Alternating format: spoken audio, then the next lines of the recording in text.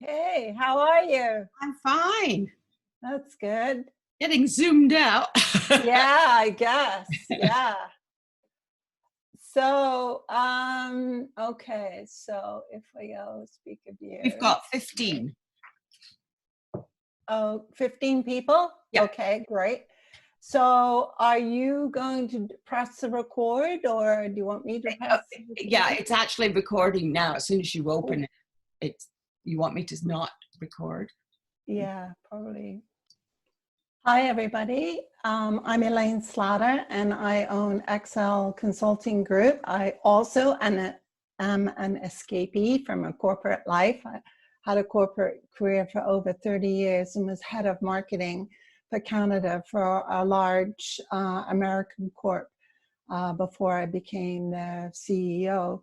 So I escaped about 8 years ago, and this is my passion project because women in business still need a lot of help, and I thought I could help them with my marketing expertise. So I help launch businesses online, you know, whether it's the marketing planning, whether it's designing their website, helping them with their blogging, or doing their social media.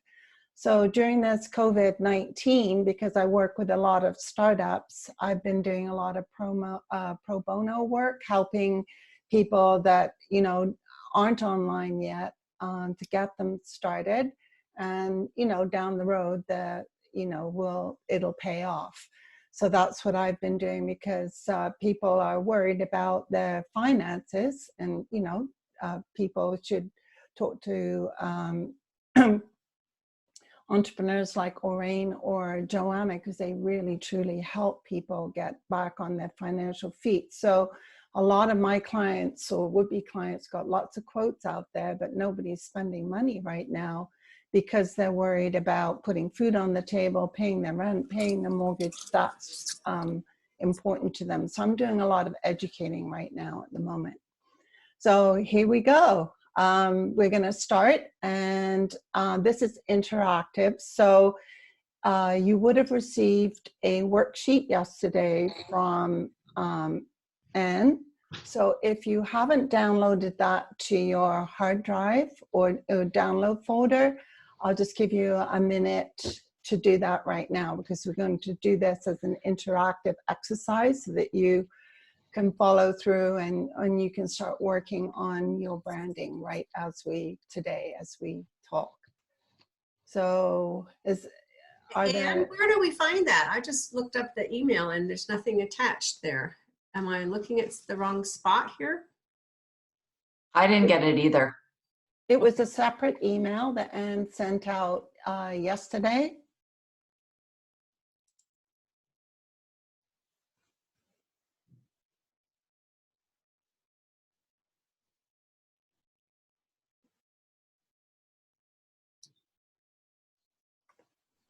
I got the Zoom yesterday. I think I sent it out yesterday morning. Maybe it's true. I'll just look in the trash. Sorry. There's just so much in it. Was titled Workbook for Thursday's Branding Session. Okay. I got it. Let's Google workshop.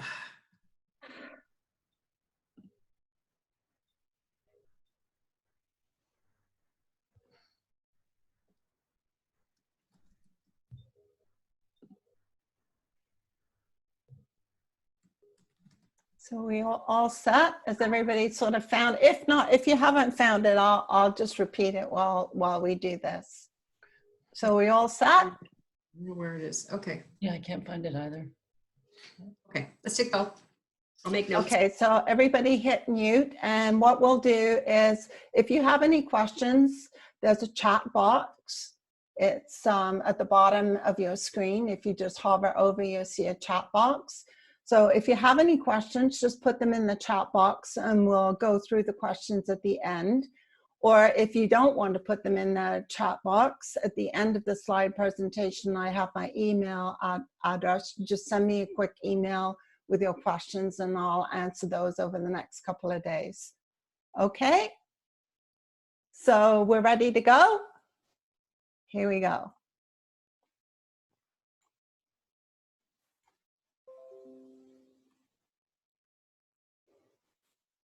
So can everybody see the screen here?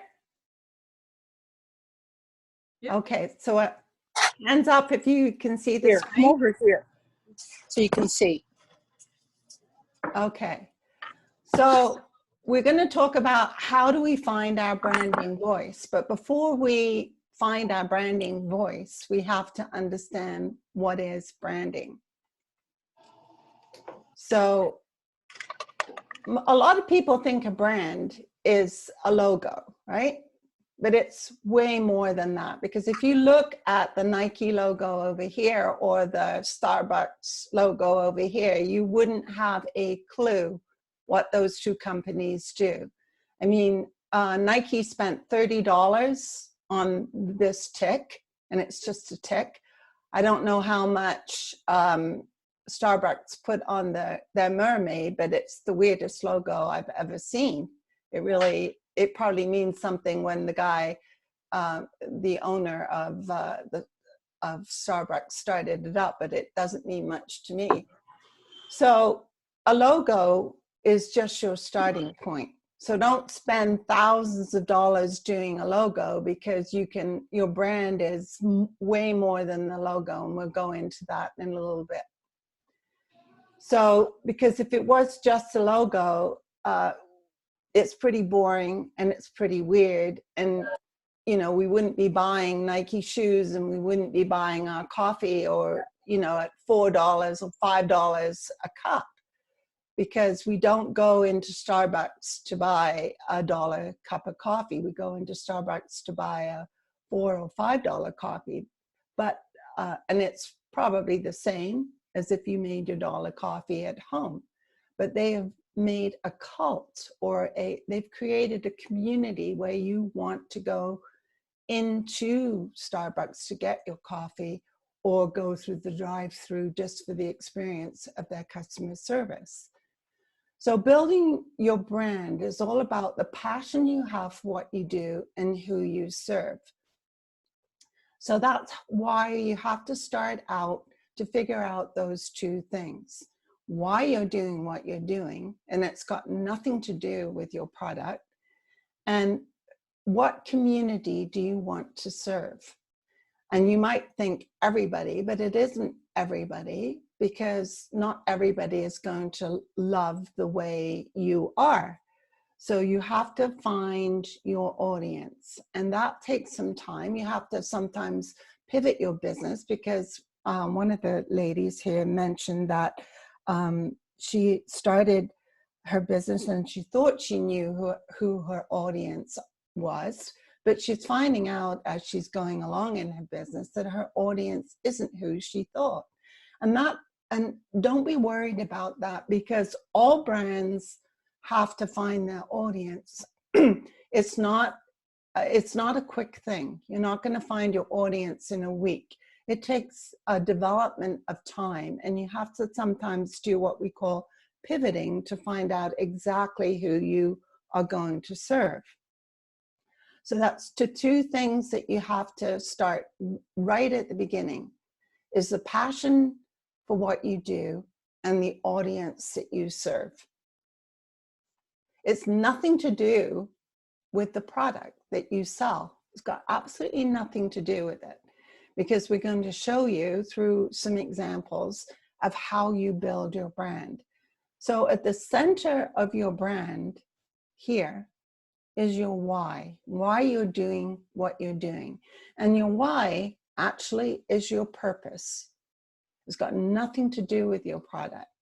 It's what's in your heart, why you're doing this whole thing. And then the next thing in your brand is, how are you doing it? What are your values? And we'll go into that a little bit later. And then what are you doing to bring out those values and your purpose?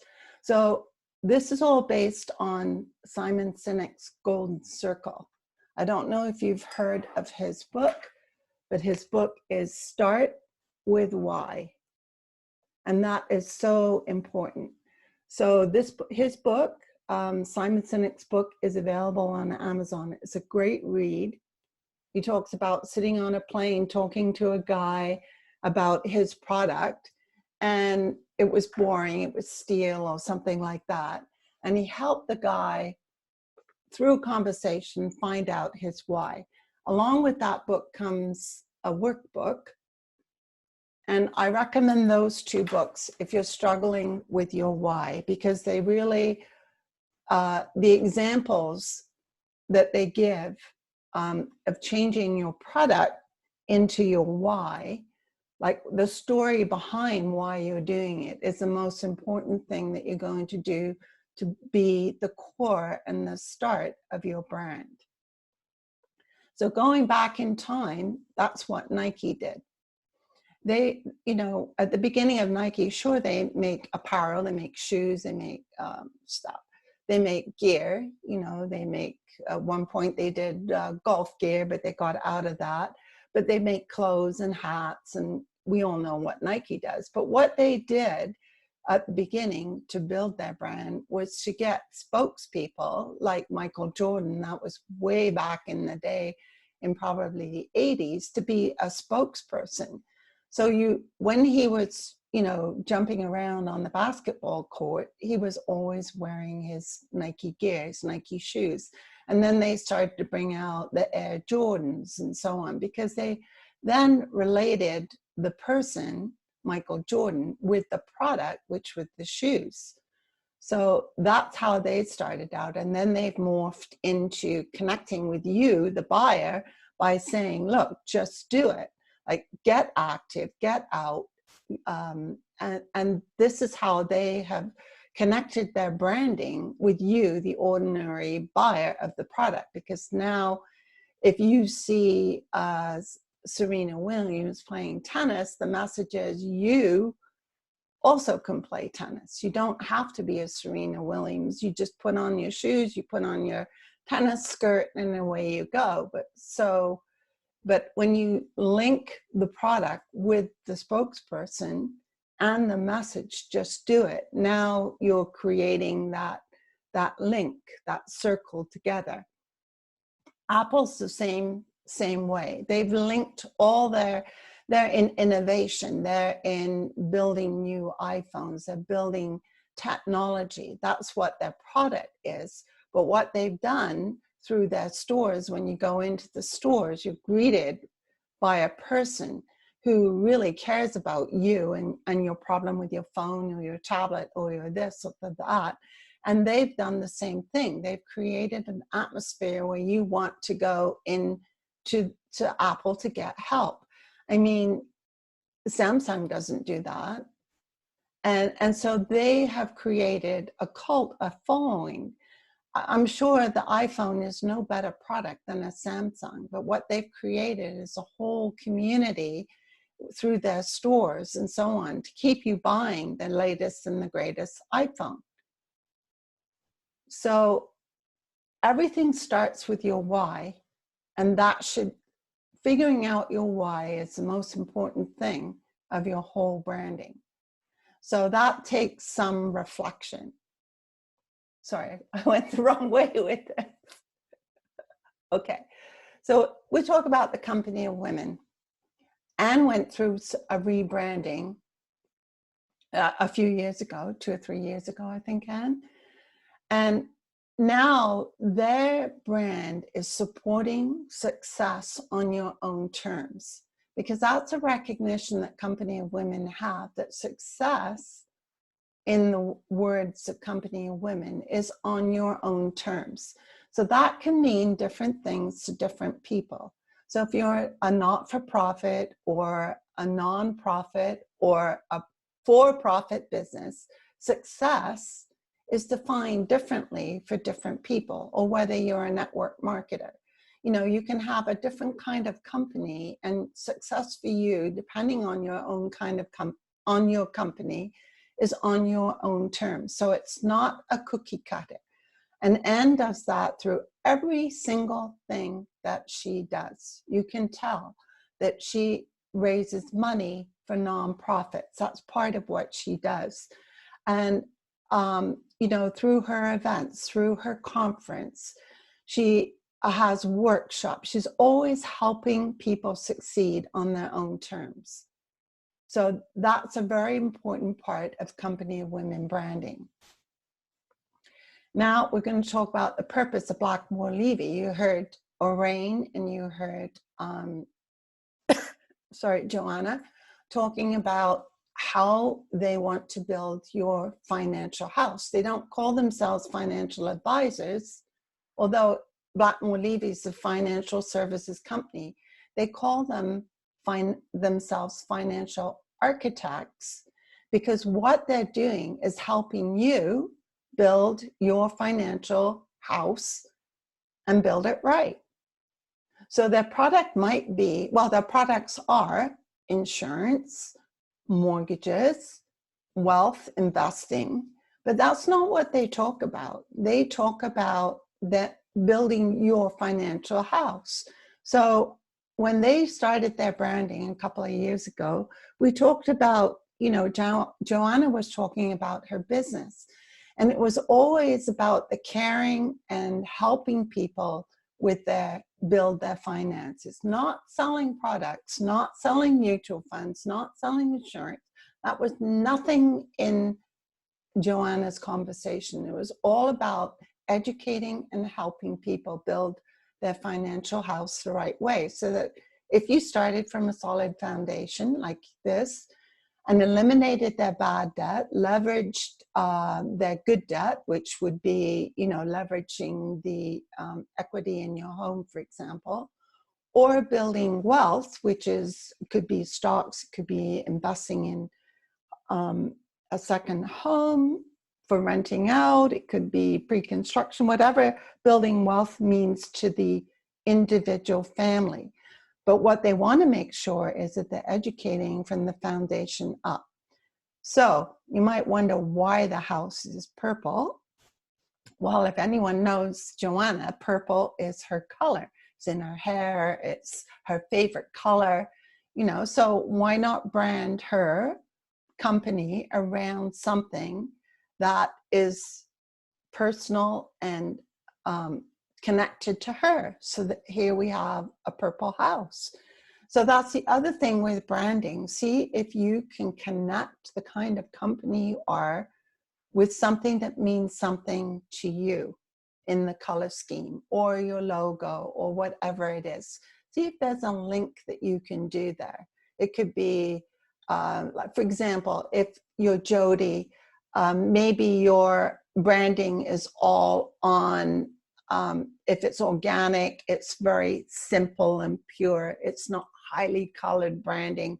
Could be black and white or something like that. But that is sort of speaking to the kind of products that she is selling. So that's the other thing with branding, is finding some connection between your company and the product that you're selling. So I want to talk about this company. Parker Hannifin is a huge US conglomerate. It's $1 billion company. And among some of the things that it manufactures is medical ventilators, but they're all engineered products in a variety of markets all over the world. And this year they realigned their company to make purpose, you know, their why, their purpose, the core of their branding. Now, this video that I'm going to show you, it probably cost them an absolute fortune, but it's the best video I've found to explain what purpose is. So it's really worth watching. So here we go. What is Parker's purpose? Why do we do what we do? How do we impact the world around us? We have a shared vision and a strategy for winning. We're known Elaine, I can't see the video. I don't know if others can. creative problem solvers and passionate people. So I can't see it either. Can't see it. are we Sorry. about Parker's purpose? Because the reason And the sound's really, really, really faint. true Yeah. sits above everything else. enabling engineering breakthroughs that lead to a better tomorrow. Elaine, Our we purpose can't see it is or to hear it. understand ourselves and I'm the wondering if we should send people the link after the talk. speaks to why we matter and how we make the world a better place. It acknowledges Parker's vital role in nurturing customer ideas from complex engineering challenge to real-life application. Our critical technologies enable the engineering breakthroughs that make the world work better. You may not see them, but Parker technologies can be found on nearly everything that moves. So how do we bring our purpose to life? By tapping into our passion to make a meaningful impact on the future. By applying our own unique talents. By living our values. Where passion, talent, and values align, that's how we unlock the power of purpose. At Parker, creativity doesn't happen in a vacuum. And breakthroughs aren't confined to the lab. We find inspiration in making the world around us better, in making the communities in which we live and work better. And so we think critically and dive deeply into the engineering challenges that have the broadest implications in the real world.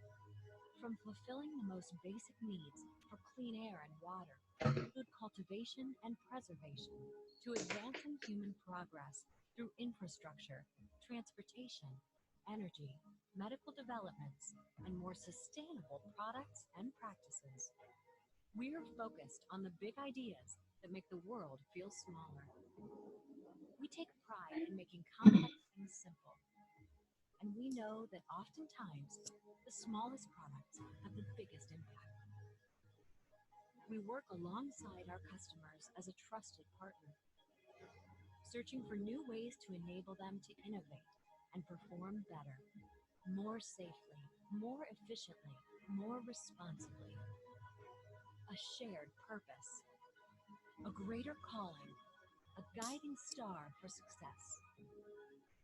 We are Parker, and it takes all of us working together, united by a common purpose, to create a better tomorrow, to enable our customers to make a better tomorrow, to be ready for the opportunities that arise and the future we all share, enabling engineering breakthroughs that lead to a better tomorrow.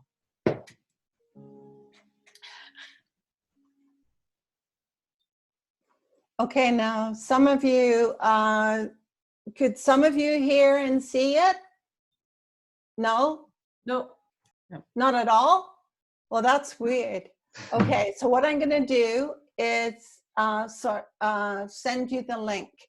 So basically, what the video is saying is that it's got nothing to do with the engineered products at all. It's all to do with lead for a better tomorrow, how we make the world a better place, living our values, inspiration to make the world better, making complex things simple. And it takes all of us together to do that. And basically enabling engineering breakthroughs that lead to a better tomorrow. So all through that video, they're not talking about their products at all. They're talking about the things that they do to make the world a better place through enabling engineering breakthroughs. And then as the video goes along, you'll see that it shows you what they do. You know, it shows you the airplane, it shows you the Ford car, it shows you every single bit where their technologies are in it, in their ventilators and all that kind of stuff. But not once in the video are they talking about the products, they're talking about their purpose, why they're doing this, why their team is doing this. And why that video is very strong is because they can use that video in multiple ways. So exercise number 1 that I'd like you to take a few minutes to do is delve into your why. What is your purpose for having the company that you're having? So if you could just take it, just jot it down on a piece of paper. And this is your uniqueness. This is what makes you unique. So that is your why, your purpose of why you're doing this. For example, Bridget's company is a multiple use work share space, but it's way more than that. It holds events, but it's even more than that. What Bridget's done in her branding for her company is create a community. So I think the purpose of Nouveau Network, for example, is not the space and not the event space and not, her purpose is to bring together the community of people, whether it's the filming community, whether it's the people that are in the workspaces, whether it's the catering arm. You get the sense of community when you see Nouveau Network talking. And that's how they're building their why, is based on the community purpose for what they're doing. Yes, they have event space. Yes, they have filming space. Yes, they have a catering company, but that's not what Nouveau's creating. In their purpose is to create community. And in much the same way, Anne is creating community of small businesses to have success in their own way. So when Anne is building community, she's building a different kind of community than Bridget's building. So she's having, so the whole thing is to find out what your purpose is. My purpose is helping companies launch themselves online. And that is different things to different people. People need different products from me, but my whole purpose is helping companies launch themselves online. So I think that's the thing, is finding your key purpose. So just take a couple of minutes here to put down what your purpose is, your why. And it's going to be different for every single person, depending on what your business is. So the ladies, for example, that were working in the manufacturing area, you know, for the federal government, you have a strong why right there, because your whole purpose is to help the community find a solution to the problem that they have. And then your product is a byproduct of the community that you're trying to build, or you're helping, how you can help the people that you're doing. You have a very strong why there. Jody has a strong why. There's a reason behind her organic skincare products. So that's what Jody's got to find her purpose, why she even started the business. She could have started something else. So finding her why, and the same for Judy. Your why is what led you and your husband to work with companies. What is it from your heart that you know, what your purpose is? Elaine, I have a question about that. Yeah. Okay, so and you did say it was interactive. Yes. So what I'm writing down is you know, it's all around growth, but really the other piece of it, and I don't know if this is a why or not, is for us, there's a big difference between building a business and making more money. It's not about only getting more sales. In fact, the work we do is marketing is included, sales is included, but it's about building a business, the skills to build a business. Is that a big enough purpose? Yes, absolutely. You're helping businesses build for the long term. So you're central to your why is building a business from a solid foundation right through to a multi-million business and helping them along the way. Okay. So you have a very strong why, Judy. Very, very strong why. Because you're not the kind of company that's going to just jump in and help them with one little thing and then move on to another company. You're there for them as they start and grow their business right up to multi-million business or their exit strategy or whatever they want to do, right?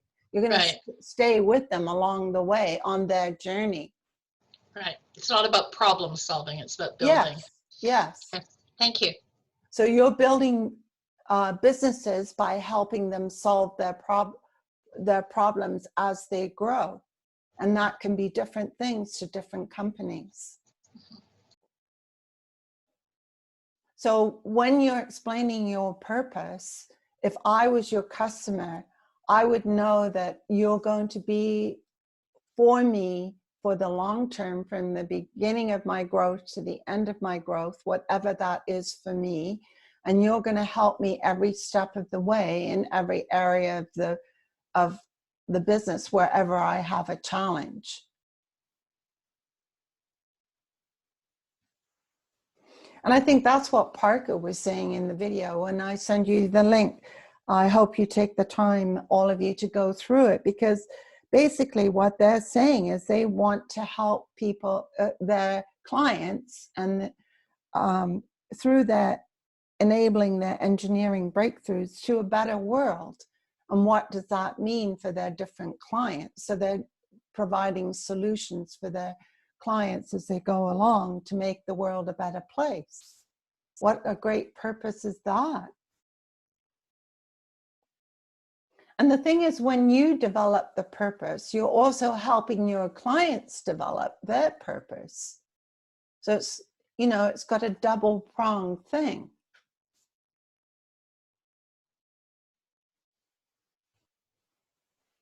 You know, I started my company not because my sole purpose really, when I started, was helping women in business, because I recognized, having a long corporate career in the welding industry, very male dominated, that women struggled sometimes to be heard in the business world, because men still today dominate the business world. It's a lot further along than when I started out in the 80s, but there's still a way to go.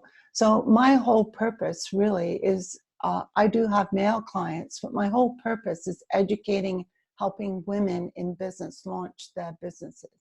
That's my whole purpose. So, you know, otherwise you have to have that inner purpose of why you're doing something. One, because it drives you on the bad days, when you know, when you don't really want to go to work or do something, when you're procrastinating. But it also, your why is your contribution to society. And I think that's very important to dig down, because once you find your why, it becomes the solid foundation for your branding for the future. Because if you don't know why you're doing something, you don't know how to brand yourself. So before we find your branding voice, that's why it's important to think about your why. So for Irene, who has 360 Staging, her why is helping especially seniors, who are a whole group of people that have a different view on finding, you know, if they're downsizing, what they have to do to sell their home. It's a whole different thing for Irene's why than it is for, say, Jill, or for Catherine with her feng shui. It's a whole different thing. So you can have three different companies in sort of the same space, and they can all have three different whys, because it's the core of who they are and who they want to serve. And that's different for every single person and every single company. So, you know, for Bridget, if in her catering arm, the whole core of that catering arm is to find out the why they're doing it, what kind of food, what drives them. And that why becomes the launch of how they're going to brand themselves. Because you can brand food in a gazillion different ways, because we have so many different kinds of foods. So that's why the why is so important. So is everybody taking a stab at their why? Okay, so if you've done that, now from your why, the next part of the circle is your hows and your values and your principles. So, you know, Judy, with your company, you're going to be looking at problems from different angles. We should all be putting our customers at the center of everything that you do, because without customers and serving them properly, you don't have a brand, you actually have a logo. But your how is how you translate your why into serving the market. So for Joanna, a lot of what her how in 2020 has been educating women on finances, because her why is educating. So she could educate guys, she could educate seniors, but she's chosen to focus on educating women on finances because women typically haven't been part of that conversation, and they should be. You know, we shouldn't be leaving it all up to the guy to take care of the finances. What if you're, you know, in my case, my husband passed away when I was in my 50s. And he left, he had a business. And if I didn't have a clue about, one, his business, or two, about finances, I would have been in deep trouble right from the get-go. I would have definitely needed somebody like Joanna to guide me. But luckily, you know, my husband and I, even though I wasn't working in his business, that was part of the conversation at the supper table. So I was able to kind of survive the next 3 years till I sold the business, because I definitely wasn't interested in his kind of business. But there are so many women out there that have no clue about their finances.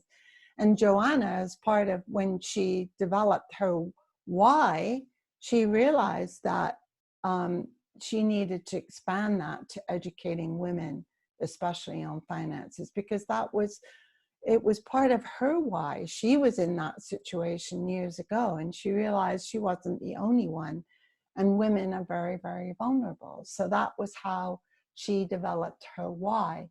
And you know, you've got to find the uniqueness of your customer to know how you can serve them. And that is your values and your principles. And in that video, you'll see from Parker, this is why I love that video so much, is that they're talking about their values and their principles, about the greater cause. And it takes all of us together to solve the problems of the world and to make an impact on the future. So that's your how. And so in your how exercise, you have to list all the values of your business in the verb form. So if you, for example, were in the innovation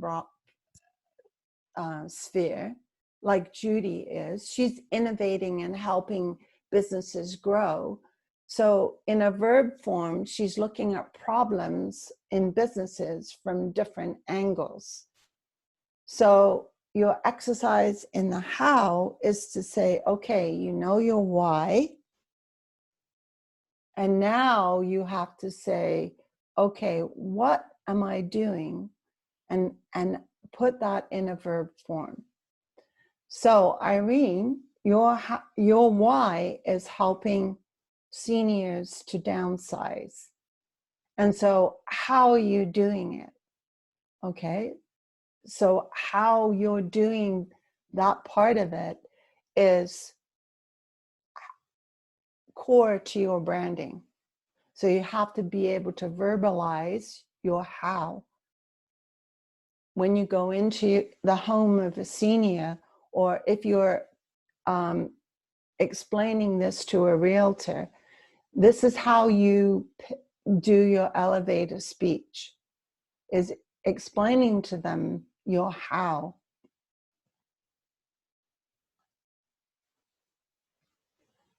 So just take a few minutes to see how you can develop your how from that.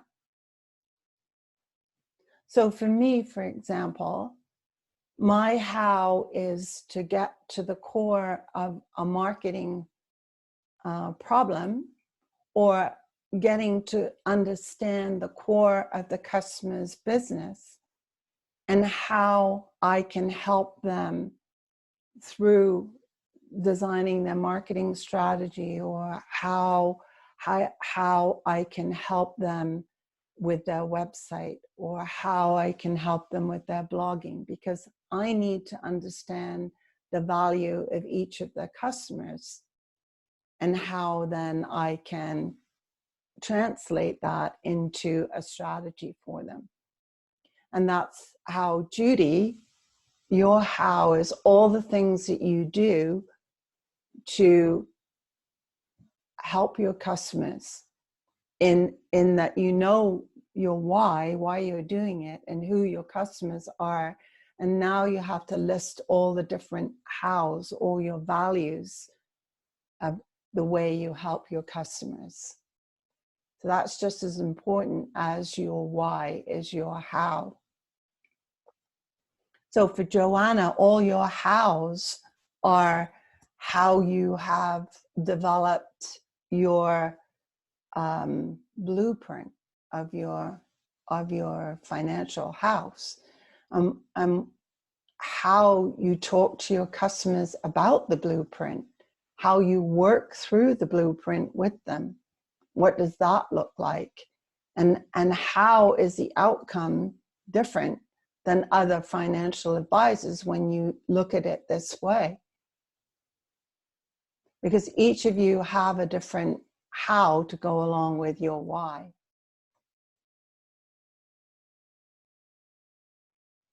So your why is your belief, and your how are the actions to realize that purpose. And now the what is the result of all the actions. Everything that you say and you do has to reflect your how and your why. So what you say and do has to be authentic to your why and your how, and it has to be consistent all the time in everything that you do. So in the products that you develop, in your services that you provide, your marketing, your PR, your culture, and who you hire, everything has to be reflected on your why and your how. Because if you don't do the consistency, you'll be all over the map in your branding. So that's why it's important for people to understand who you are, how you do business, and what you are, right? So one thing about Anne, Company of Women, when she developed her why through a branding exercise and how she was going to do that, what the values were with Company of Women, you see that in everything that Company of Women does. You can recognize the Company of Women brand because Anne has consistency. Like, she puts on a conference every year. Now the theme is different every year. The way that the kind of guests she has are all different depending on the theme, but there's consistency to Anne's conferences that you all know when you sign up for that conference what kind of time you're going to have, because she's consistent to her brand, right? Her message can be different at the conference, that's great. She changes it up all the time, but the consistency of her brand, what she says and what she does and how she does it, is so consistent that she has a great brand. So that's what you're developing when you're doing your brand. Don't be all over the map. once you found your why and your purpose and how you're going to do it, just keep repeating it through your products, your services, your marketing, the kind of people that you hire as you grow, the culture that the caring culture that you have, whatever it is, just be extremely consistent. You can have a different look all the time, but just be consistent on how you're delivering it. Okay, so now once we have our brand through the branding exercise, you know your why, you know your how, and you know your what. We know the purpose of the company. We know how we're going to deliver the beliefs. We know what it takes to be consistent in talking about your why and your how in everything you do. Now you can find your branding voice. And that's different for every kind of company. It depends what you are, right? You can be a very serious, the way you talk to your customers. You can be lighthearted. There's all different ways depending on what is the core of your brand. Okay? So your branding voice is how you tell your stories about your purpose, about your how, and about your what. So that's what your branding voice is. Okay? So you can have different branding voices for when you're talking about different parts of your story. It depends what it is, right? For example, you know, if you're talking about something serious, you want to have a serious, more serious video. Or if you have a brand like Jody, and there's something really lighthearted about a product that she's introducing, then she can have a whole different kind of brand voice for that kind of story because it's a lighter kind of thing. So, and the reason we're going to tell stories is because it connects emotionally with your prospective clients and shows your authenticity. So nothing connects better than a story. Like when Anne is doing her publishing, she's talking about people's stories, and that's when she's doing the publishing. She's helping her authors bring out their stories, because that's how we all connect. When I wrote my book, Fabulous Fempreneurship, and when Anne was writing Good Enough, we included stories in our book because our books were geared to women. And nothing helps a woman more understand something than a connection to a story.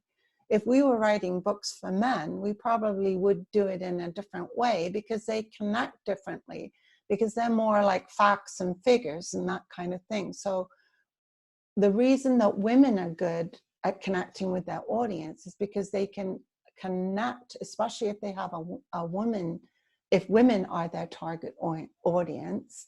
And that would be the same for Irene. If you're talking to a senior, it's often a good thing to connect with the female voice in the family, because you can tell stories of how you have helped other seniors, and that lady in the couple will connect right away with your story. So that's why stories are very important as part of your branding. And you can tell your story in many different ways. So there isn't just one way to tell a story. It depends on your comfort level and how far you want to stretch yourself as to the different ways you tell your story. Like some people want to tell their story in the blog posts on their website. Some people can tell their stories better in YouTube videos. Other people find the connection through podcasts.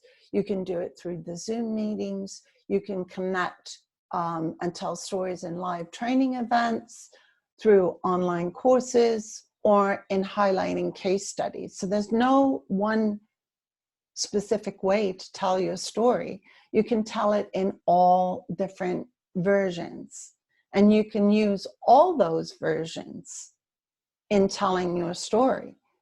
You can have them on your on a YouTube channel. It doesn't mean that you can record your YouTube videos in your home on your cell phone.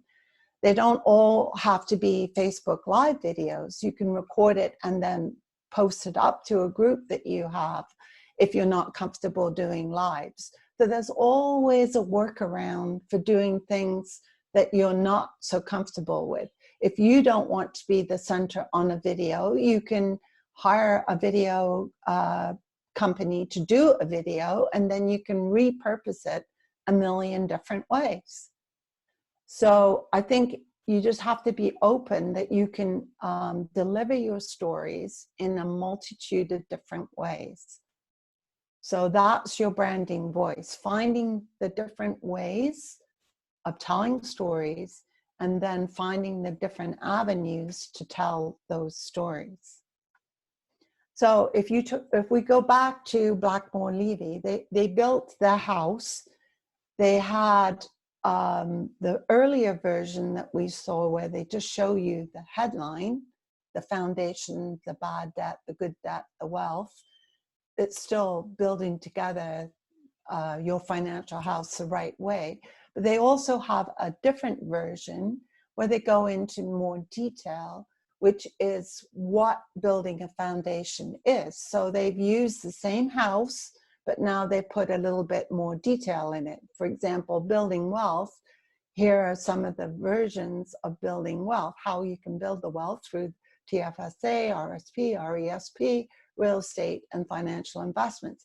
The same thing, what is good debt? They explain that it is investment loans and mortgages, eliminate your bad debt, your credit card debt, your debt consolidation, refinancing, bankruptcy, whatever the part of bad debt. And your foundation is how to protect your income, your assets through insurance, wills, and powers of attorney. Power of attorney, whether it's a medical or financial. So they have lots of stories that they can tell around all these different things that they have, which are basically their products. But in their education, they can choose their audience and they can choose how they tell their stories and what stories that they tell, because they have a good foundational core of their brand. They know who they are.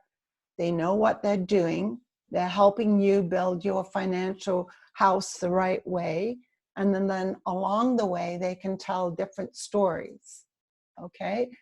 So I had a connection here to the Wills and Power of Attorney video, but now that we know that it doesn't seem to be working here through the PowerPoint, I'm going to also send you a connection to this video that Joanna had a company in Hamilton produce for them.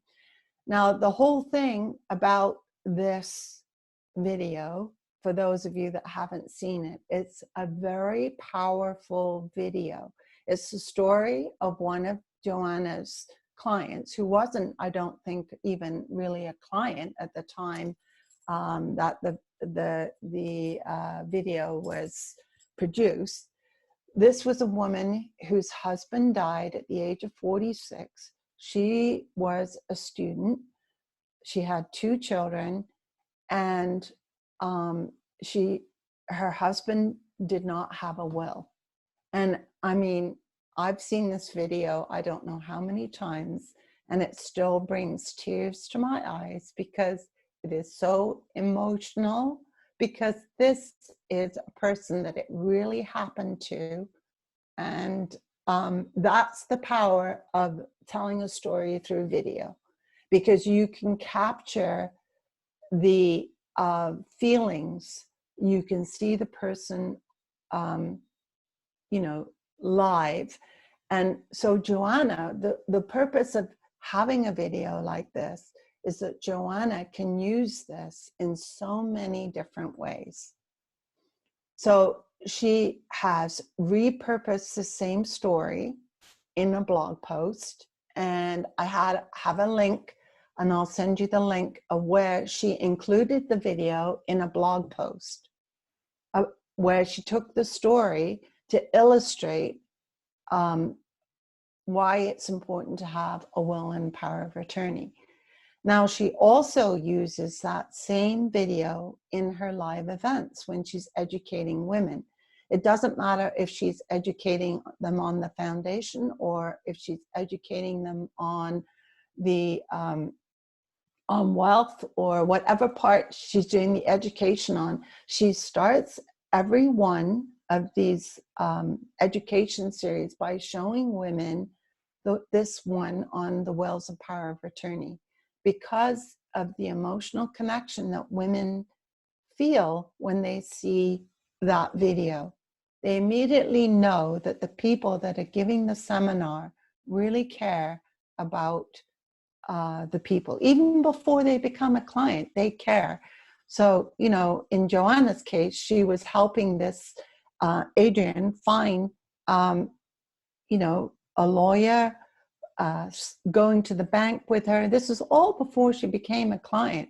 So by showing this testimonial video from Adrian, you can tell that that company cares. So that's how you can do that. So exercise 3 is for you to write down what kind of stories you can tell to show the authenticity of your purpose and your values. And then decide in that exercise what format you can use to tell these stories. So I'm not a big fan myself of being on videos. So to show my why and my how, I do it through podcasting. And that's why I invite guests on the podcast, because it's all about women helping women. And that's how I develop my brand, so that people understand my why and my how. And I do it through podcasting and blogging and writing. Because, and I do have a video that I did for my book that I can repurpose on my blog posts that are appropriate. But I'm not, myself, I don't like being on screen. So I would rather do mine through podcasting. Some people prefer writing. It doesn't matter how you reach your audience. You just have to reach your audience and tell your story. So that's exercise number 3. What kind of stories can you tell? And what kind of format can you use to tell your stories?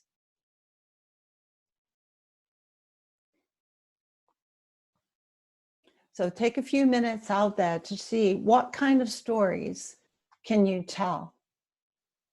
And that's a reflection on the kind of customers that you have, right? Even if you're just starting out, maybe your customer was someone in your family or a relative. It doesn't really matter. How did you help them and how could you tell that story? Anne's really good at this. She's really good at the written story. If you've ever gone on her LinkedIn, you can, every week she puts, but it's not just a story for putting a story out there.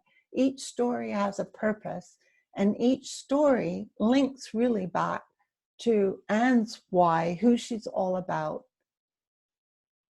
And that creates that connection with Company of Women. Because you always want to tell stories that connect back to you as part of you personally and part of your company, your values and your why.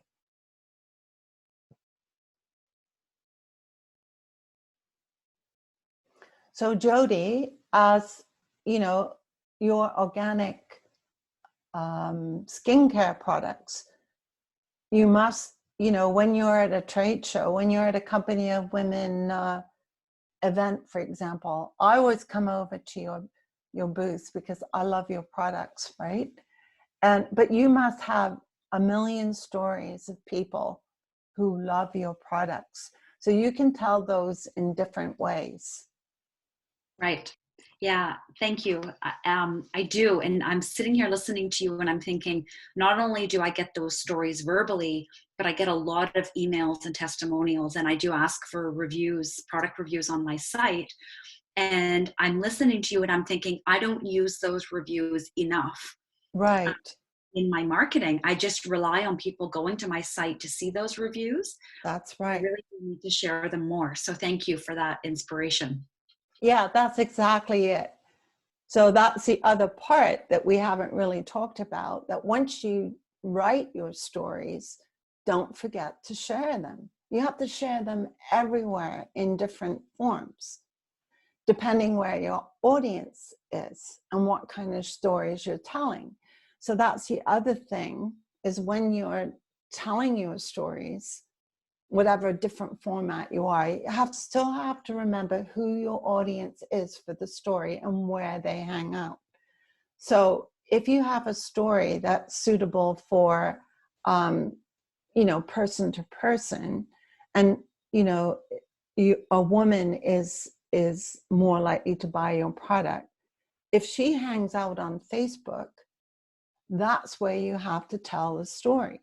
So Jody, your Facebook marketing could be totally different than your marketing in other channels, right? On your website, for example, or whatever. So what you have to do is take list all the stories you could tell, what kind of voice you're going to use for those stories, depending on the audience, whether it's a young person, it's an older person, what kind of skin they have, or maybe you're just educating young girls, for example. Maybe you could do something fun for the teenager, and then, if you were doing a story for the teenager, then you would probably want to use something like Instagram.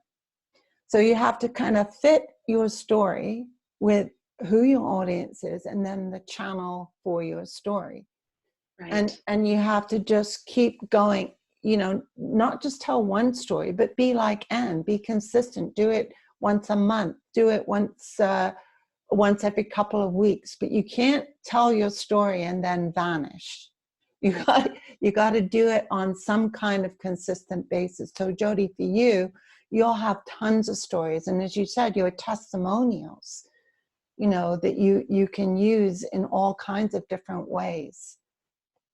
You can even, and what Joanna did is she got a testimonial from the client that was willing to do that. She put them in Joanna wasn't in the video at all, but she was able to find 2 women that felt like her, that wanted to get their stories out to help other people. I'm sure those 2 ladies, there's another video as well that Joanna had done, but you could tell from that one with Adrienne when you see it, that lady really wanted to help other people by telling her story. She's going to help a ton of other people that don't think it could happen to them, or maybe it has happened to them. But by choosing somebody to tell your story to, you're telling your story in a more powerful way than when you tell it. And that's why I know unfortunately we can't see the Parker video, but they show all their people and the different faces of their company. What's more powerful than that? It's not just the voice. It's not the CEO of Parker Hannifin that's getting on the video. It's all the people that work for them, all the lives that they help. They show people cleaning up the beaches, the ocean, making the ocean cleaner. They show people on the production line. They show women. They show a lot of women in that video, and that to me was really quite eye-opening. I think that they're trying to bring more women into the culture of Parker, and so you pick up subtleties in the videos that you can do. So Jody, if you can find somebody, like it could be a young girl, it could be an older lady, if you can find somebody who would do a video testimonial, you can put that, if you have a Facebook group, or if you have if you're doing stuff on Instagram, you can do IGTV. There's a million different ways, and it's not, you can do videos with you as a demo video. You can do it, I would pick somewhere like your kitchen, for example, Like pick a place that shows you in your place, you know, and Bridget could do the same with Damien, the chef. He could do a kitchen tour. He could show the stuff on the video when it's done, the creation of it, what goes into making the food nouveau to showing the end result. Like it's connecting what your product with who you are and your audience. So it can be your clients, or, you know, it could be Irene doing a video of the before and the after. The same with Jill Ackerman, she does before and after videos. So there's so many different formats that you can use in telling your story. And I think we all need to kind of explore those to make sure that you're using as many of those as possible. For example, Anne might have to do a whole conference, who knows, virtually, right? You never know. I'm already starting to think that. I'm sort of thinking about how can we live stream it or do something. Yeah. Who knows, by November, Right. we'll be able to have groups together. And usually we get about 220 people at the conference. So yeah, that's exactly. So yeah. So a challenge for Anne is delivering her why and her how in a whole different method to be engaging, and what could she do to incentivize people to want to come to a video conference rather than a live conference, because it's a whole different feel, right? Sure is. Mm-hmm. I But was there's going to add about the blogging. I blog every Thursday morning, and sometimes on a Wednesday I haven't a clue what I'm going to write about, but I try to write about things that I've just observed during the week before, which is not what I recommend to people. I say, oh, you should have an editorial calendar and so forth, but then to me it's not as authentic. So yeah, because sometimes you could have that editorial calendar. Your editorial calendar basically is a roadmap. Yeah. And this is what this exercise really of putting a roadmap of the kind of stories just to get you started, right? And there's no one way to do it. You could tell story 4 as number 1. You know, it depends on the time. Like, for example, right now, Joanna with the COVID-19, a lot of her clients are small business people, or they're just regular families that are struggling with their finances, right? So although that might not be the topic of what she thought would be her blog in April, it turned out to be the most important thing, because people are worried about how they're going to pay their mortgage. They might already have debt. She's going to help them, you know, decrease their credit card debt, because that is the most viewed blog on her website, is how they've helped families in this with their finances during COVID-19.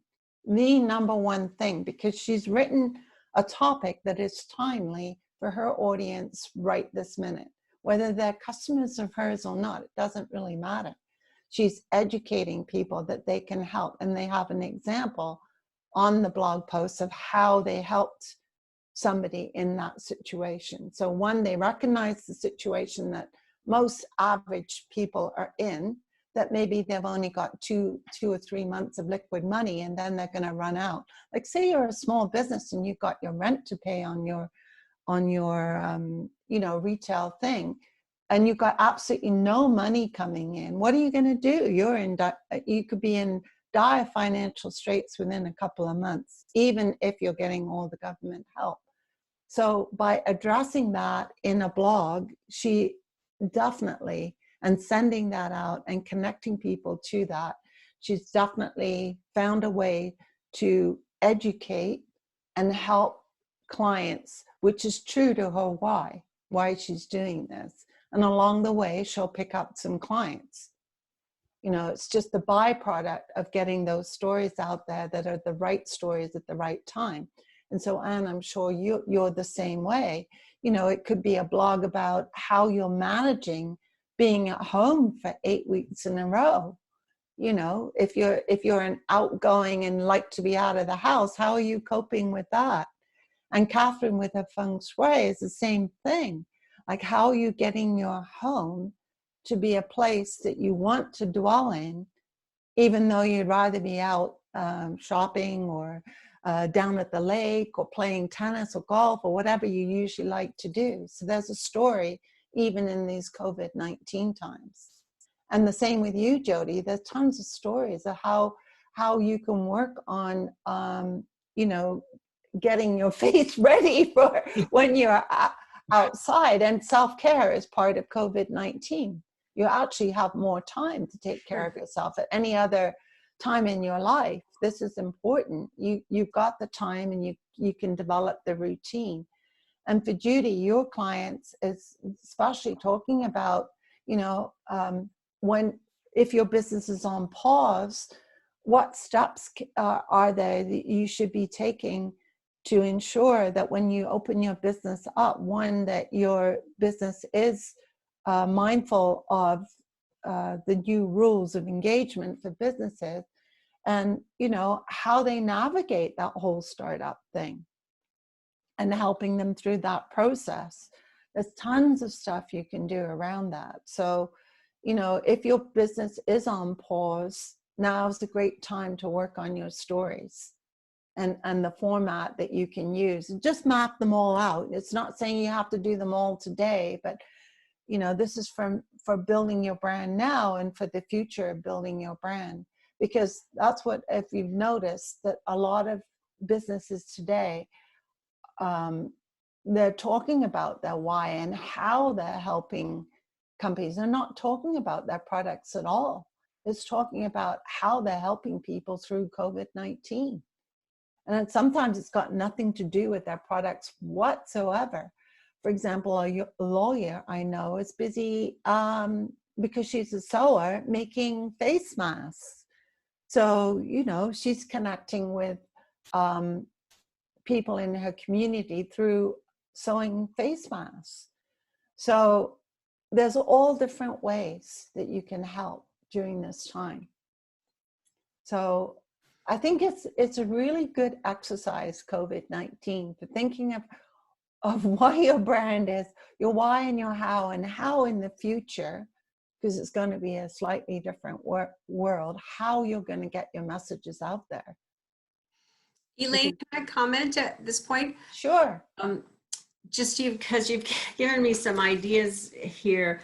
One of the things I've been doing to stay sane is I'm painting my house, and I'm renovating my 3 bathrooms and putting all this on video, and it's related to, of course, feng shui and decorating and making your space clean and functional and such. And so what's interesting with these 3 different bathrooms, all now still waiting, you have to order stuff. Now you got to wait 3 weeks for a shower curtain, or you have to, we broke a mirror last week in one of the bathrooms when we were moving in. And so, you know, 10 days later, we're going to get another mirror kind of thing. And there's a lot of obstacles that we're going through just to put our house together, since we've moved and we didn't have time to paint. So this is very interesting. I do a lot of videos, but you gave me this idea that I should take advantage of this opportunity to show people what a 1-room rescue looks like, and not just keep it into the offices or into the, you know, the power areas of the house. These bathrooms are really super important, because this is where we get groomed and cleaned up and ready for our day. So it's very, very important to have that space clean and accessible, right? So that's right. And you can show the whole process.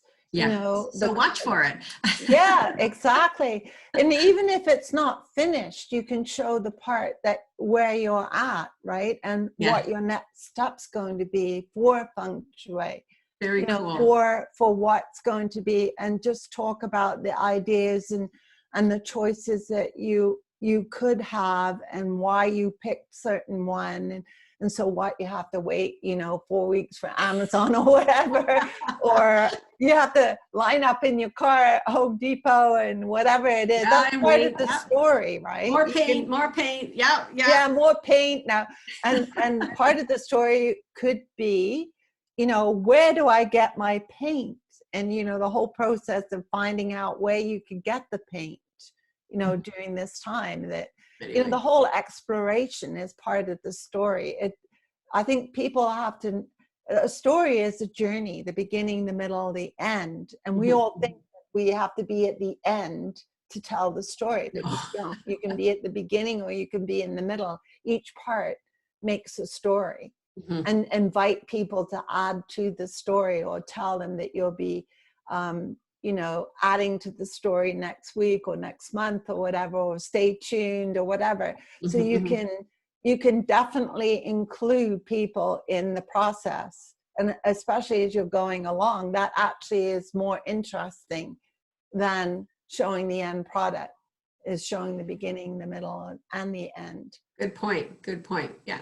Very So you can split your video into the 3 different pieces. Well, they're in about 8 pieces. That's Just trying great. to knit them together with Asia eventually. Yeah. Yes. So I'm hearing from you, it's a good idea to paste little snippets and see what people think. Now, when you're talking about a video, 1 minute to 2 minutes is about the attention span that you want. Right. Okay. So don't put out a 5-minute video, chop it up into 5 1-minutes or 3 2-minute pieces. And so Irene could do the same kind of thing. And if you're worried about like the narration or the adding music or any of that, the technical aspects of doing this kind of thing, I highly recommend Fiverr. I have found more people on Fiverr.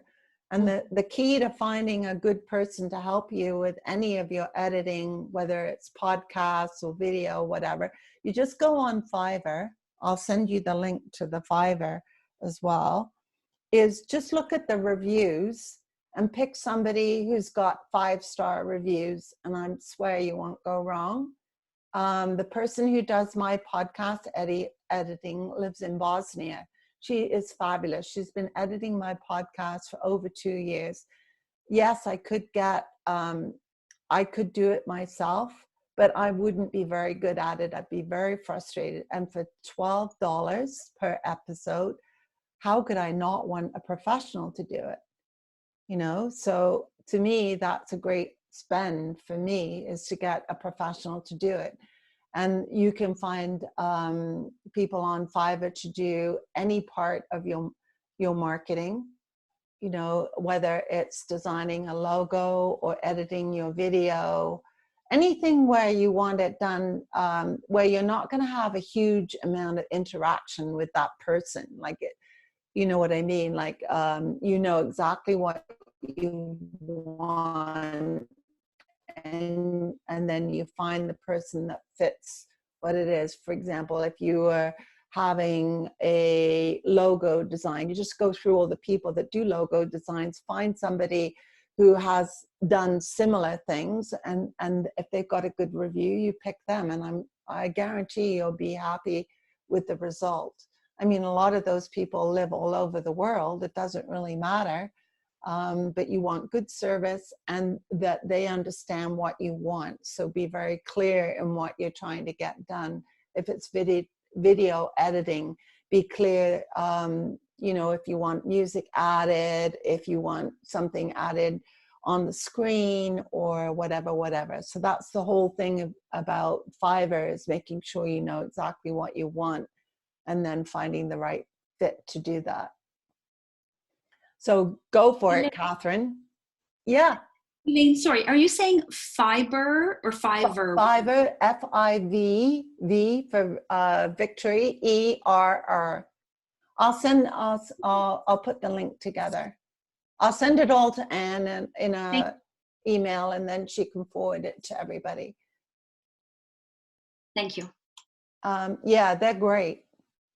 I know Jill Ackerman got somebody to do her logo, a new logo on Fiverr, and I think she found somebody to do a PowerPoint for her on Fiverr. So any part of technology that you're not comfortable with, as long as you know exactly what you want, Fiverr is great. It's not so great if you don't know what you're looking for, because one, you'd have trouble finding the right person, and two, you'd have, you're going to do it all over the internet, so you might have trouble explaining and getting on the same wavelength as the supplier. But if you know exactly what you need, I recommend it. Okay, so exercise 3, you know now, or you can, if you don't have time now, then you can certainly work on your list of stories. So when you're telling your stories, this is the nitty gritty. Once you've got your stories together, these are the important things to remember when telling your stories. The titles that you use for your stories, because you want people to open it, your story. So you don't want a boring headline for the title. So it could be 9 tips to doing this, 10 ways to doing something else, using the word pandemic if you're talking about COVID-19. You have to be a bit careful with using COVID-19, because some platforms like Facebook, for example, because you can get fake news around COVID-19. Sometimes they're not putting stories with those kind of headlines on, because it could be spam. So you have to be a little bit careful with how you use that. You're better off to use pandemic, because everybody connects the word pandemic with COVID-19, even though it might not be related, but you know what I mean, that association. You're better off to use the word pandemic than be more specific using COVID-19. Or you can use words like during these uncertain times, that kind of sort of put that in the title somewhere. So just a warning there that COVID-19 should probably not be in your title, but words to the effect of that, right? So the other thing is the way that you tell your stories, and that's your authenticity and the emotional connection.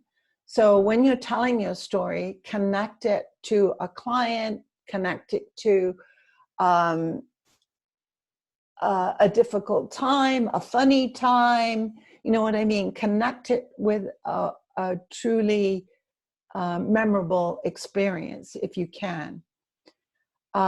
Remember when you're telling your stories who your audience is, because that affects the way you're going to tell your story.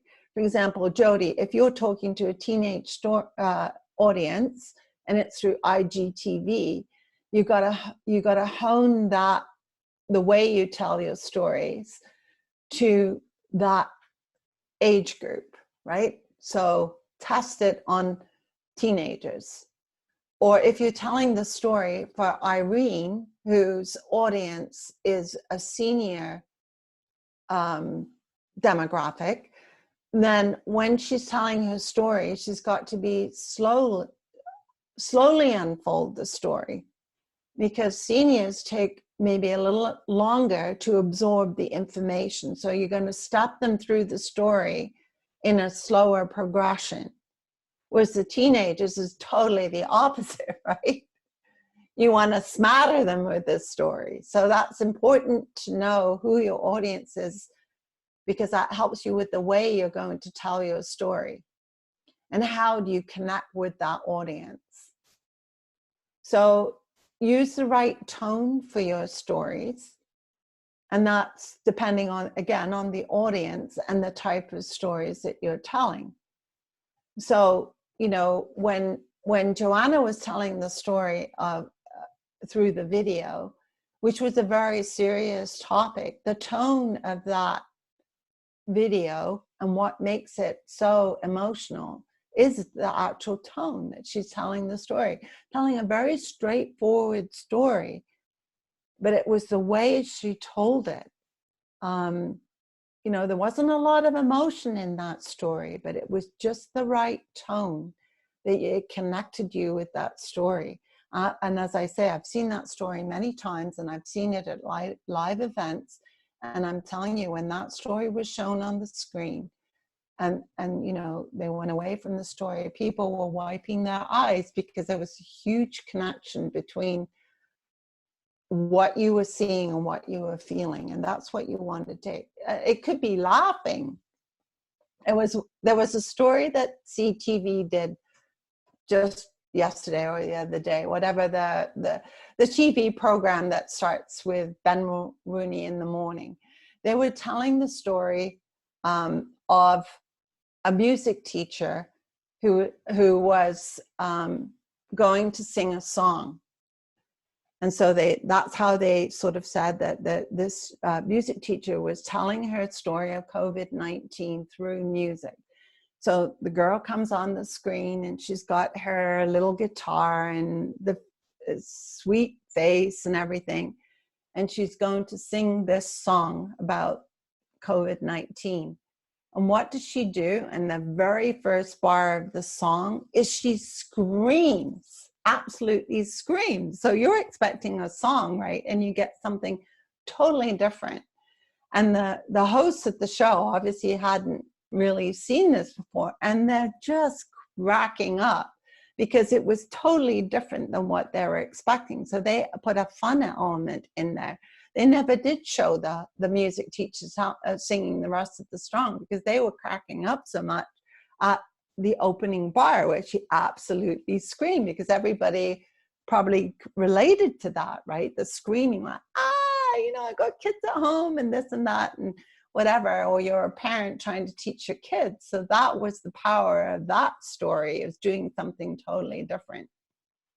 So another thing about when you're telling your stories is that the more powerful stories are told by your clients or include real life examples. Okay, so when I had the video done for my book, that's exactly what I did. I used a real life examples, other people telling the elements of what was in the book by using real people and filming them at different spots, their workplace or whatever, completely different people. And then that was put together to tell the story of the book. So there's 100 different ways you can tell your stories, but the telling of it has to be authentic to your brand in some way. You can change it up. For example, Jody has all different kinds of audiences for her skincare products, from young moms to teenagers to older people. And so she's got a whole pile of different stories that she could tell in a lot of different ways. And she can also be part of it, you know, doing the demonstrations, the real life examples, but doing it from a fun space like her own kitchen. You know what I mean? So that brings part of Jody into her branding and her stories. Judy, you can do the same thing. You know, you've got lots of clients that you could use a real life example. You can interview them on video or podcast, or tell the story in the blog post, or, you know, everybody has a different way that they can use it. So exercise 4 is outline just one of the stories from exercise 3, right? Take one of the stories that you have put down in exercise 3, and then just map out a title for it, even if you're not happy with the title that you come up with, like in the next few minutes. So that's the exercise here, is to have a great title or work on a great title for it. What is the emotional connection that you're going to put in it? Is it the beginning of a journey? Is it the middle of the journey? Is it the whole journey? Who is the audience for your story? Who are you trying to reach with your story? Is it the teenager? Is it the young mom? Is it the mom of the teenager? Is it the teenager? Is it the elderly person? Who is the audience? And what kind of problem are you solving for them in your story? Right? What is the purpose of your story? And then what kind of tone makes sense for your story? Is it going to be light and airy? Is it going to be more, you know, more businessy? Is it going to be geared to a senior? Are you going to bring, and what elements can you bring into your story to make it more powerful? So it doesn't matter if you're telling this story through video or through a blog or through a podcast or whatever method you're using, right? Just have this story, have this sort of scenario that you're going through as you're working on your story. Because once you know you've got your outline for your story, then, and you know your audience and what kind of connection you're going to make with the audience, then you'll know what kind of words to use in your storytelling. Because that's the other important thing. When you're telling your story and you've got a great title, especially if you're doing this on your website, on your blog posts, you've got to make it SEO friendly. So whatever words you use in the title, you have to make sure go through your whole story. But it's a good thing to know, even if you're doing a video story or a podcast, that you've got to have a connection through there so that you're using the right words that connect with your audience and with the story. So just take one of your stories and just take a few minutes here to see what you can come up with for those six little elements there.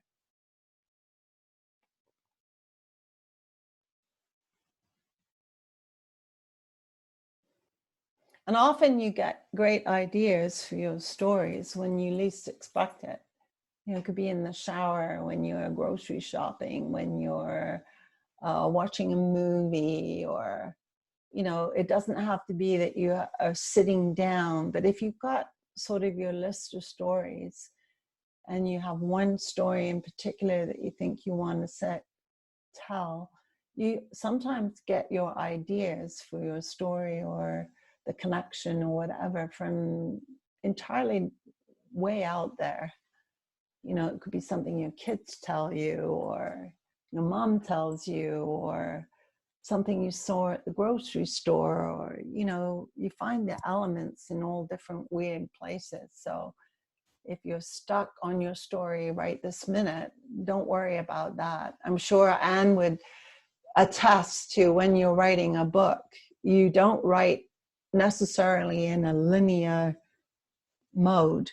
You sometimes write a book from a thought that grows into one section, and then you have a thought another day that takes you off in a different direction. And the good part of an editor is that they can actually take your pieces of story and make them into a cohesive book, because not everybody writes in a linear way. And you might find that with your blog posting if you're not used to it, or your video making or your podcasting. It's an evolution of your story and how you tell it. And the more you do it, this is like storytelling is a muscle. The more you write, the more you tell your story, the easier it becomes. If you write a story once every 6 months, it's going to be a struggle. But if you write, even journaling will help you. You know, just journaling your thoughts, even that can become a story for your business. You know, and put something personal of you in your branding of who you are. I still remember Judy's story about finding nuggets, gold in your backyard. Like, she told the story of your nuggets, your truths are usually right where you are. It's like digging for gold. You could think it should be over here, and you might have gold right next door to you in your neighborhood. You know, that's a powerful story, that your gold could be right where you are. You don't have to go looking for it.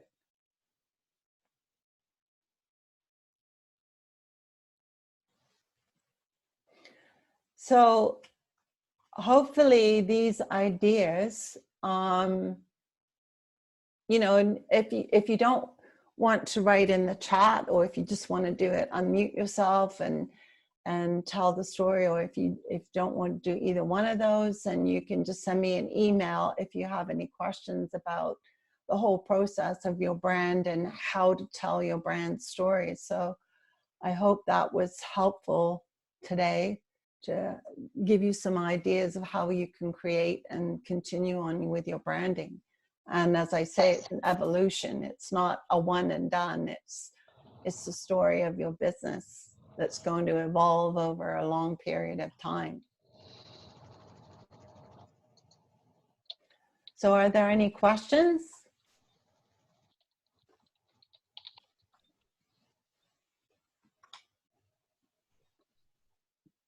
No questions? Oh, we got some in, do we have some in the chat? Okay, let's see. Oh, how long can the title be? You don't want it to be too long, because for SEO purposes, it's not a good thing to have a long, you know, title. Should keep it. So just keep. My suggestion for titles is that you map out a whole bunch of titles, and then you can often pick words from your different version to come up with the final version. Okay, some people are going to email separately. Let's see. But only one purpose. Well, you have a core purpose in your business, and that's the thing that you have to work on. What is the core purpose of your business? You might have different arms of your business, like Joanna does. Like she has insurance, she has mortgages, and she has wealth. But her core of her why is helping people with building a financial house, like from the core, from the bottom up, with no steps skipped. So that's the core of her why, is one purpose, is helping you build your financial house. So you really only have one core purpose that's through everything that you do. Like Parker's purpose was enabling engineer breakthroughs for a better tomorrow. Like their whole thing is focusing on what they can do to make a better product, a better tomorrow. So yes, you really only have one purpose. And if you're having trouble with one purpose, if you've got 2 or 3 purposes, put the 3 purposes down and then see if there's a link between the 3 that give you one purpose. Your messages are different to your different audience, but you've got only one true why of why you're in business. Okay, so somebody found the video, and I'm going to give it to Anne anyway, but in the chat, you'll see the link to the purpose video. I'm sorry that didn't work out, because unfortunately on my screen it was playing perfectly, but I don't know why it wasn't on everybody else's. Okay. Okay, let's see. Okay, I think there's people. Oh, will the slides be available after? Yes, Anne has recorded this. And so I will send a PDF version to Anne of the slides because it's, you know, it won't take up as much room on Yeah, your that's computer. easier to send. Yeah. And so yes, the slides are available. I think we've covered everything here. Elaine, could I ask a quick question? Yeah, sure. Thank you. I feel like I don't have many stories to tell, and all I'm doing right now is I'm writing a blog every couple of weeks, and I feel like they just revolve around me and my experiences because I'm hoping that others can relate to my experiences through nutrition and lifestyle.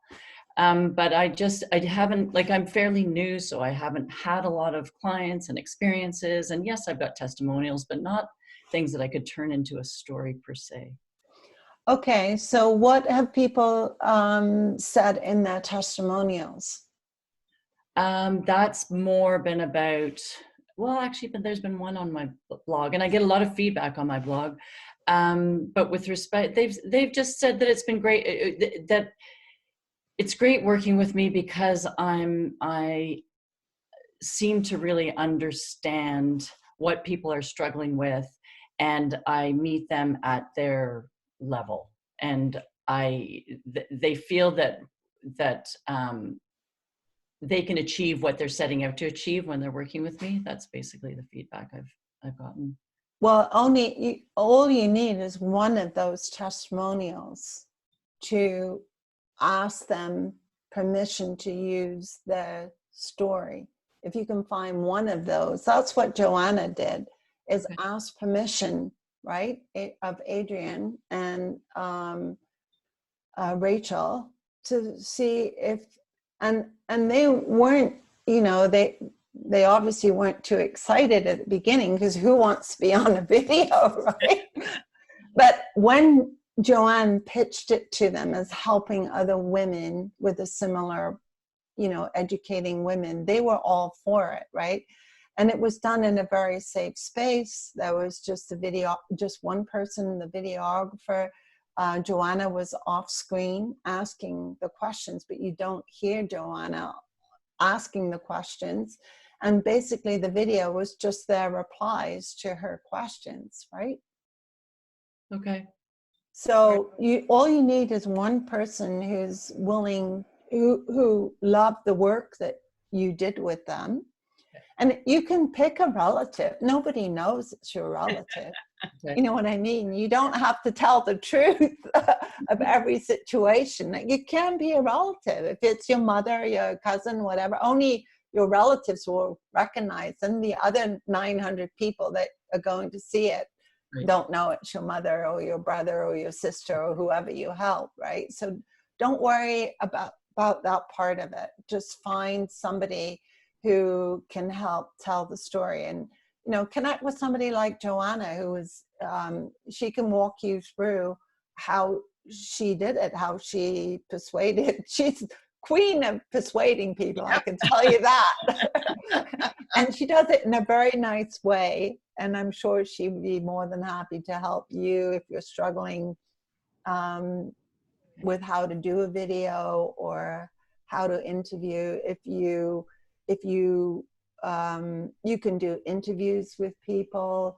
You can take the core nugget of the story of what you did to help somebody and put it in a blog post in the question form, right? Have you ever struggled with blah, blah, blah, right? And then you walk them through that struggle and how you help them with the end result.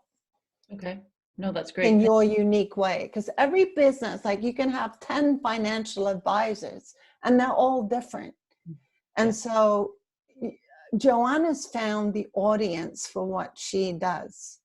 And there would be a different kind of client than some other financial company because she's focused. She knows her audience. She knows exactly who she's speaking to and what kind of client she can help the best. So by focusing on them and their stories, and as she's focusing on them, she's found out that she has even greater niche in women. She was doing all this before, but she just didn't recognize that that's a core to her brand. But now that she's recognized that, and I mean, she can go on for 20 years because she's got more than one audience. You know what I mean? But it's just focusing on who that audience is and the best way to reach them and how to tell their story, right? And it's different for every single one person. Like Jody, there's tons of people selling your kind of products, right? But yours is unique. You know, I don't know what it is about yours, but it is very unique. For example, the natural deodorant products, you know, that you don't, there's a whole story in that, you know, what's so bad about aluminum in deodorant products, what that chemical can do to your body. If you use a natural deodorant, you actually end up over time using less of the product because your body reacts differently to it, right, Jody? So she's got a million stories she can tell about that. You know, so I mean, if you're using Stay Dry, they can't tell that story because they use aluminum in their products and whatever. They're going to use some other kind of story to convince you that their products are the best to buy. But Jody is all about organic and natural skincare. So she can achieve the same or better results without all those chemicals. So that's a good part of her story. So she can take elements of her product and highlight one of them to a certain audience. I think we have to stop, actually, as people are. Oh, sorry. No, that's I get carried away. I could all listen to you for ages, Elaine. Thank you for sharing your wisdom and your ideas. And it's been good that you've been able to give ideas to everybody in terms of what they can do. So thank you very much. And thank you, everyone, for coming and joining us today. Yeah, it was great to meet everybody. Take care. I just want to say one thing, Elaine, I learned something from you every time I listen to you. It's like I learn something new every time I hear you. So because of you, I wouldn't be out the way I am. So thank you. Oh, that's sweet. For branding me. Oh, you're very welcome. Take care, everyone.